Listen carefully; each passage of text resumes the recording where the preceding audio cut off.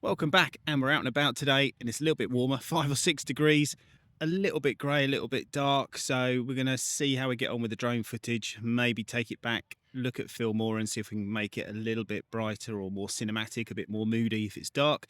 But we'll put the drone up, and I'm at a local landmark, a local castle here, fair bit of water, never been over water before, so it's the first time. So we'll see how we get on. Talking about water, if anybody's flown over water or got any tips or tricks to sort of help the confidence, pop a comment down below, and then hopefully I can pick up some tips from you and we can share them. But enjoy the footage and let's see how we get on.